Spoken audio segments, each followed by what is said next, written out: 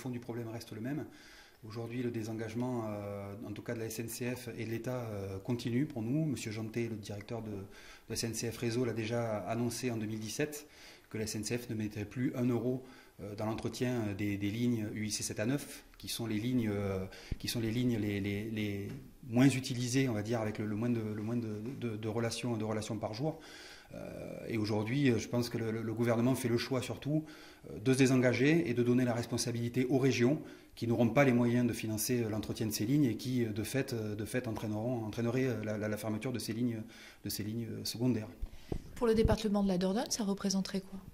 Le département de la Dordogne, c'est 100% des lignes qui sont aujourd'hui classées UIC 7 à 9. Donc ça voudrait dire la remise en cause de 100% des lignes. Alors aujourd'hui, les premières lignes menacées, et on alerte déjà depuis un moment, ce n'est pas une nouveauté, ce sont les lignes d'Agen et les lignes de Brive et la relation notamment Sarlat-Bergerac. Donc ça serait une véritable catastrophe pour un département comme la Dordogne, déjà désindustrialisé, déjà en manque et en perte de services publics, qu'ils soient de santé, d'éducation, etc., etc. Ça serait un coup de poignard pour l'économie, pour l'activité d'un département comme la Dordogne.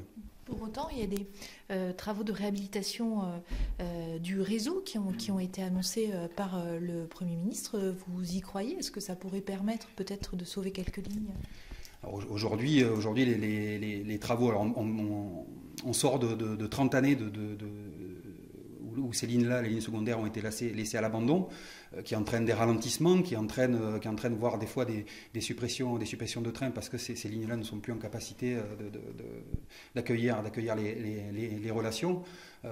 Donc aujourd'hui, voilà, il n'y a rien qui est remis en cause. Aujourd'hui, les annonces du Premier ministre je pense que c'est une déclaration de guerre et pour le service public. Et je pense qu'encore une fois, ce qu'on le dit, notamment en Dordogne, qui est un département désindustrialisé, nous ce qu'on dit, c'est qu'il n'y a pas d'industrie sans service public et il n'y aura pas de service public sans industrie. Aujourd'hui, ce dont les gens ont besoin et ce que les usagers demandent, c'est des trains à l'heure, avec du confort à l'intérieur de ces trains et en quantité suffisante pour ne pas avoir à voyager aujourd'hui dans les couloirs ou debout sur des relations assez longues, alors qu'en plus, dans le même temps, les tarifs ont augmenté et le service se dégrade de jour en jour.